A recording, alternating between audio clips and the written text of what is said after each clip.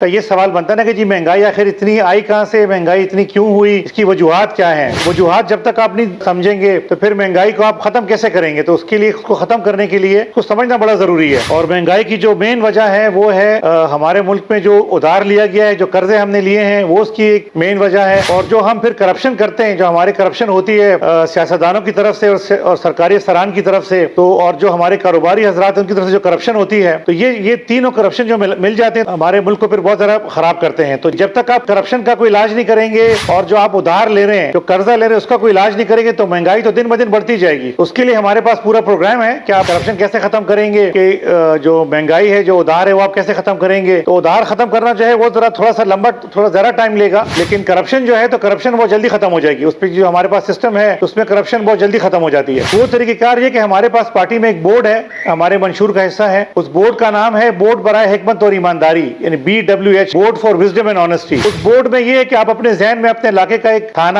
اسپتال، سرکاری کوئی اسکول لے آئیے اپنے علاقے کا۔ اب آپ یہ بتائیں کہ آپ کے علاقے کے سرکاری اسکول میں اور تھانے میں اور سرکاری اسپتال میں آپ کا کوئی اختیار ہے؟ میرے خیال میں اس میں آپ کا کوئی اختیار نہیں ہے۔ ہم اسی علاقے کے لوگوں میں سے ایک بورڈ بنائیں گے جس میں تمام پارٹیوں کے لوگ ہوں گے، مرد اور خواتین سب اس میں شامل ہوں گے، اس میں سب نوجوان شامل ہوں گے، اس میں ہر مکتبہ فکر سے لوگ شامل ہوں گے، اور ہر تھانے کا، ہر اسکول کا اور ہر اسپتال کا ایک تقریباً 20 سے لے کے 40 بندوں تک کا ایک بورڈ ہوگا۔ جو خواتین کے اسکول ہوں گے اس میں خواتین کا بورڈ ہوگا، جو مردوں کے اسکول ہوں گے اس میں مردوں کا بورڈ ہوگا۔ خواتین کے مسائل ہیں تھانے میں، اس کے لیے خواتین کا بورڈ ہوگا، اور جو مردوں کے مسائل اور مردوں کے جو تھانے اس میں مردوں کا بورڈ ہوگا۔ اسی علاقے کے عوام کو ہم اختیار دیں گے کہ اگر اس علاقے میں کوئی تھانے دار یا کوئی اسپتال کا ڈاکٹر یا کوئی اسکول کا پروفیسر یا کوئی ٹیچر کام نہیں کر رہا یا غلط کام کر رہا ہے، تو اس علاقے کے لوگوں کو بخوبی پتا ہوتا ہے کہ ہمارے علاقے میں کون سا سرکاری افسر ہے وہ کام کر رہا ہے اور کون سا جو ہے تو وہ چوری کر رہا ہے۔ تو آپ کے پاس یہ اختیار ہوگا کہ آپ اس آدمی کو نوکری سے نکال سکیں گے۔ جب عوام کے پاس یہ اختیار آ جائے گا کہ وہ سرکاری افسروں کو نوکری سے نکال سکیں گے تو یہ تمام سرکاری افسران کام کرنا شروع کر دیں گے، اور اس کے لیے ہمیں بہت زیادہ سرکاری نوکروں کو ختم نہیں کرنا پڑے گا۔ تو سرکاری افسران میں سے تھوڑے ہی ہوں گے جو ختم ہو جائیں گے، پھر باقی سب کام کرنا شروع کر دیں گے۔